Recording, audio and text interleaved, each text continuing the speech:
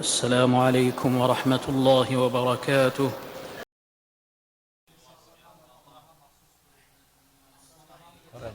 بے شک تمام تعریفیں اللہ تعالیٰ کے لیے ہیں. ہم اس کی حمد بجا لاتے ہیں، اسی سے مدد مانگتے ہیں، اسی سے بخشش طلب کرتے ہیں اور اسی کی طرف رجوع کرتے ہیں.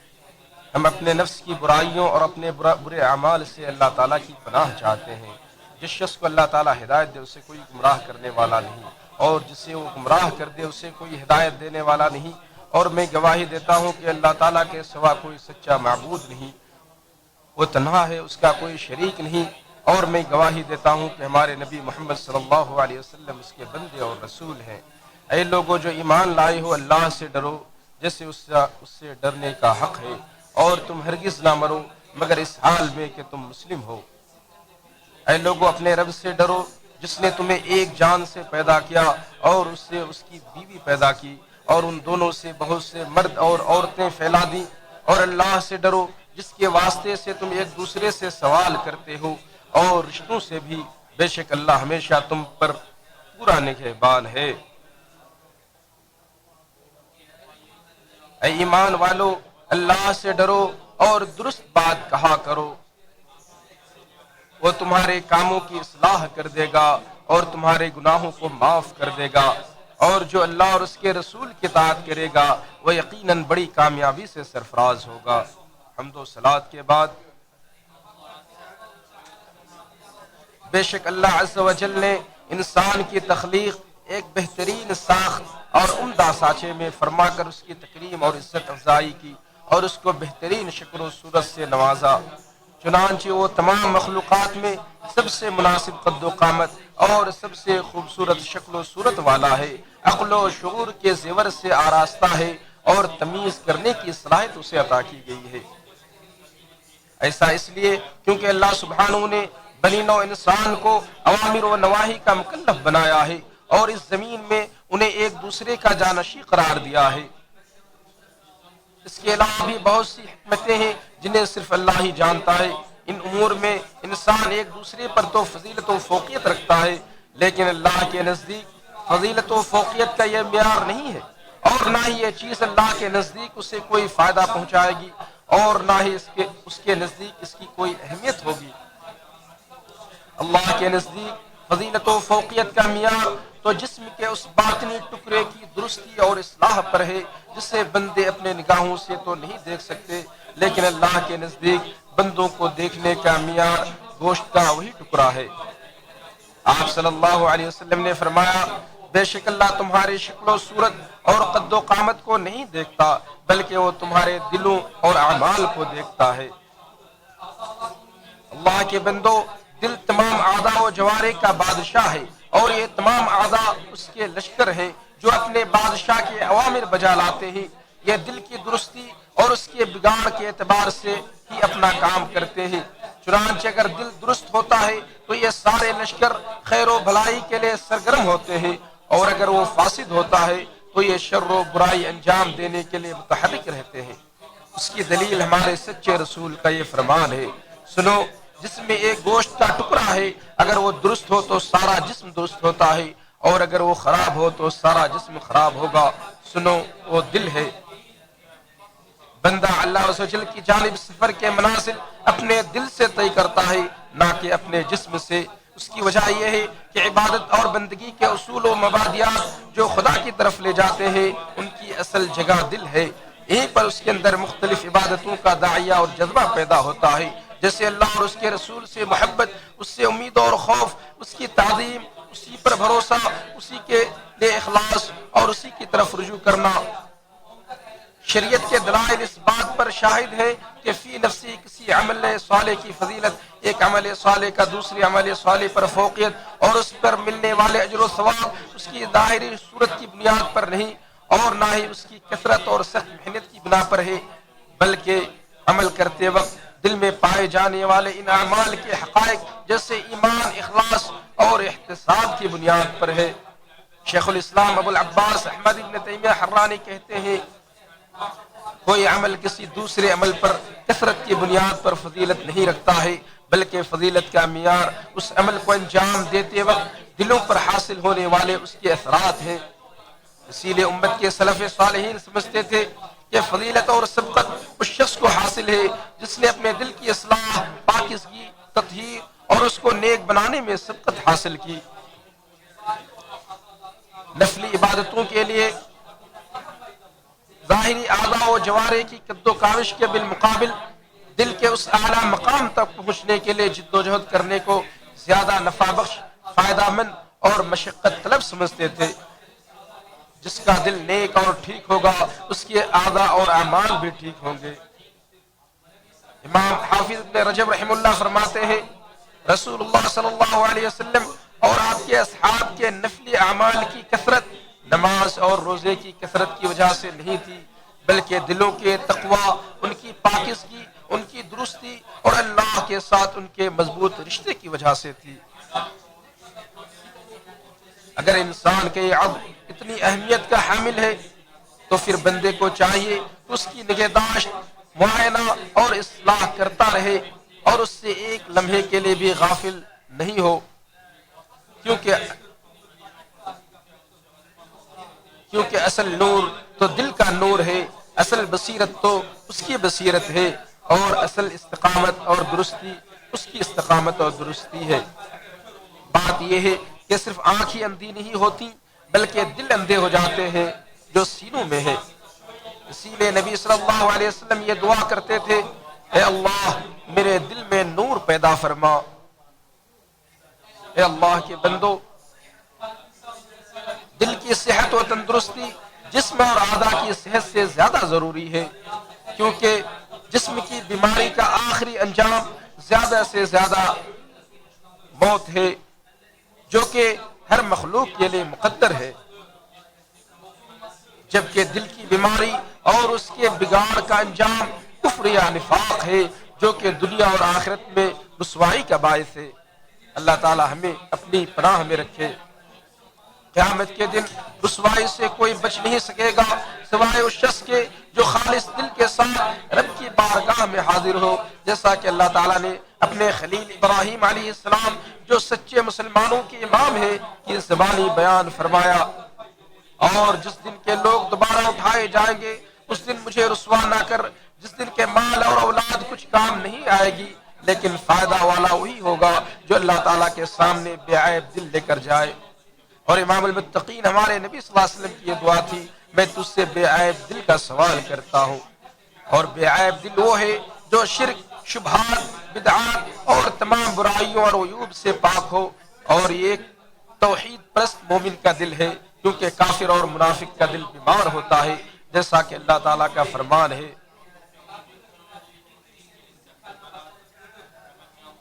ان کے دلوں میں بیماری ہے۔ امام ابو عثمان النیسابوری نے اس آیت الا من اتى الله بقلب سلیم، سوائے اس کے جو اللہ کے پاس بے عیب دل لے کر جائے گا، کی تفسیر میں فرمایا یہ ایک دل ہوگا، یہ وہ دل ہوگا جو بدعت سے پاک ہوگا اور سنت پر مطمئن ہوگا۔ اور دل کی سلامت، درستی اور طہارت و پاکیزگی کی اصل یہ ہے کہ دل خالص اللہ کی محبت، تعظیم، امید اور خوف سے معمور ہو جائے۔ توحید کے ان ارکان سے دل جتنا معمور ہوگا اس کی درستی اسی قدر ہوگی، اور جس قدر یہ چیزیں کمزور ہوں گی اور ان کے منافی چیزیں پائی جائیں گی، دل کی درستی اور پاکیزگی اسی قدر کمزور ہوگی۔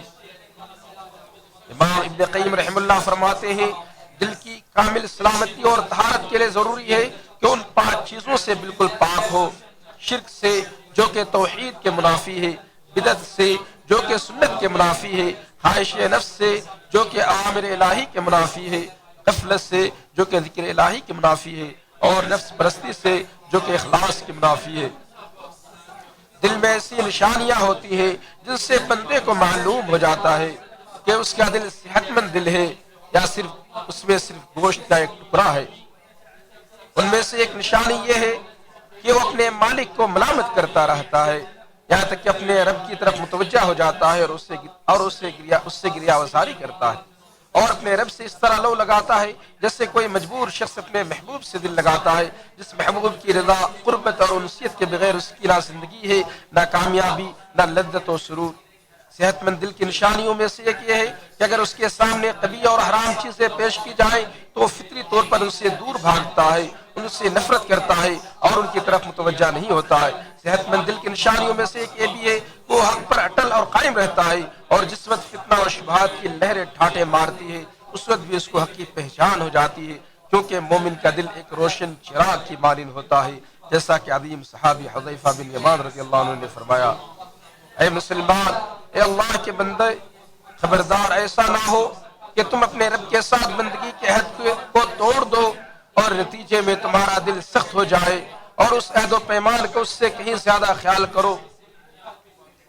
جتنا کہ تم اپنے مال اپنی ذات کا خیال رکھتے ہو،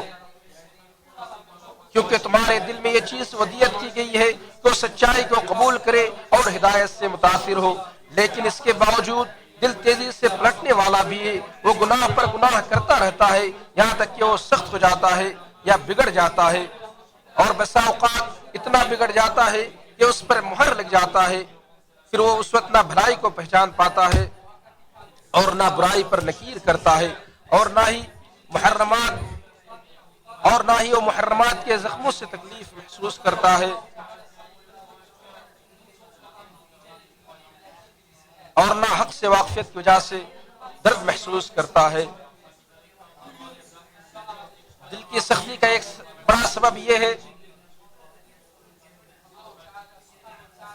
کہ اس میں نیک کار مومنوں کے لیے کینہ کپٹ ہو، اسی لیے اللہ تعالیٰ نے اپنی جنت اور عزت کے ٹھکانے کو ایسے دل کے لیے نہیں بنایا جس میں مومنوں کے لیے کینہ کپٹ ہو، بلکہ یہ دل لوگوں کا نیک دل لوگوں کا ٹھکانہ ہے۔ اللہ عز و جل نے اپنی رحمت سے مومنوں کے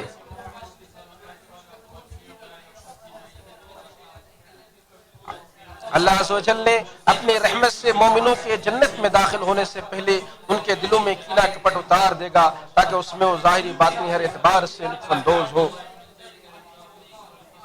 مسلمانوں،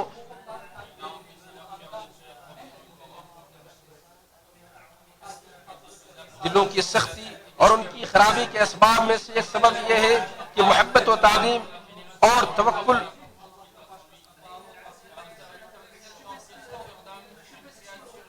توکل کرنے میں غیر اللہ سے تعلق قائم کیا جائے، کیونکہ جب بندے کا دل مخلوق کی محبت سے بھرتا رہتا ہے تو پھر ایسا وقت آتا ہے وہ اپنے خالق کی محبت اور اس کی ملاقات کے شوق سے ہاتھ دھو بیٹھتا ہے،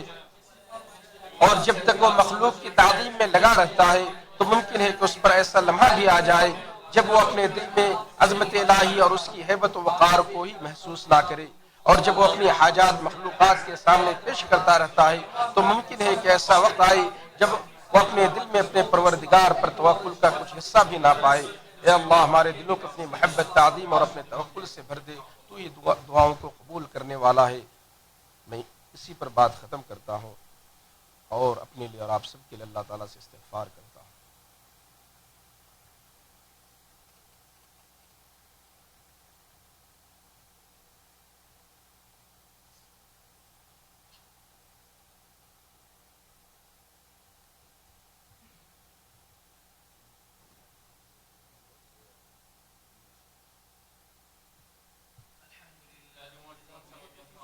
تمام تعریفیں اس اللہ کے لیے ہیں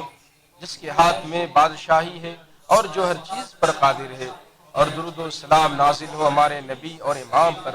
جو گواہی دینے والے، خوشخبری سنانے والے اور ڈرانے والے ہیں۔ حمد و صلات کے بعد بے شک جب دل مرض کا شکار ہوتا ہے تو وہ اس چیز کی خواہش کرنے لگتا ہے جو اسے نقصان پہنچائے اور اس چیز کو ناپسند کرتا ہے جو اسے نفع پہنچائے، لہذا دل کی حفاظت کے لیے زیادہ نفع بخش طریقہ یہ ہے کہ وہ اس بیماری سے بچاؤ اختیار کرے قبل اس کے کہ وہ بیماری اس پر اپنی گرفت مضبوط کر لے، اور اس کا طریقہ یہ ہے کہ معصیت اور غفلت سے دوری اختیار کی جائے جو کہ دل کی اصلاح اور درستی کے سب سے بڑے دشمن ہیں۔ یہی چیزیں دل کی بیماری، قساوت اور بگاڑ کے اہم اسباب ہیں۔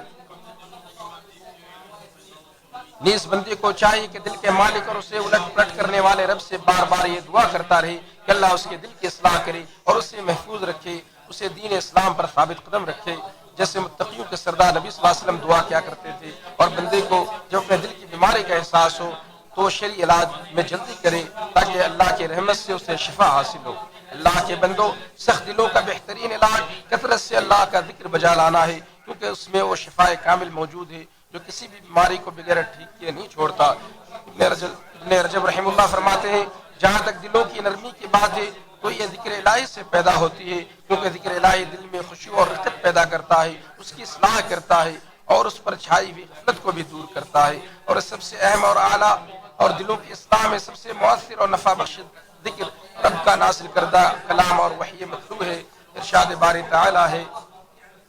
اگر ہم اس قرآن کو کسی پہاڑ پر نازل کرتے تو آپ اسے دیکھتے کہ اللہ کے خوف سے جھک کر پڑ جاتا۔ لہذا یہ بندے تو تدبر کے ساتھ آیت قرآن کی تلاوت کر، غور و فکر اور خشوع کے ساتھ انہیں سن، سخت وعید کی آیتوں سے عبرت حاصل کر، خوشکن وعدوں والی آیت کو سن کر شوق پیدا کر، پچھلی امتوں کے قصے اور ان کے ساتھ اللہ کی غالب آنے والی قدرت سے جو عبرتناک واقعات رونما ہوئے ان سے نصیحت پکڑ۔ بہت امید ہے کہ دوا بیماری کے مطابق ہو جائے اور پھر تم اپنے مریض دل کی شفا حاصل کر لو۔ اور جو شخص اپنا دل نرم کرنا چاہے وہ یتیم کے سر پر ہاتھ پھیرے، مسکین کو کھانا کھلائے اور کمزور مسلمانوں کی ضروریات کا جائزہ لے۔ اسی طرح اللہ کی حرام کردہ چیزوں سے نگاہوں کو پست رکھنا دل کی درستی کے بڑے اسباب میں سے ہے، کیونکہ اللہ نے آنکھ کو دل کا آئینہ بنایا ہے۔ لہذا جب بندہ نگاہیں نیچی رکھتا ہے دل بھی اپنی خواہش و شہوت کو نیچے کر دیتا ہے، لیکن جب بندہ اپنی نگاہ کو آزاد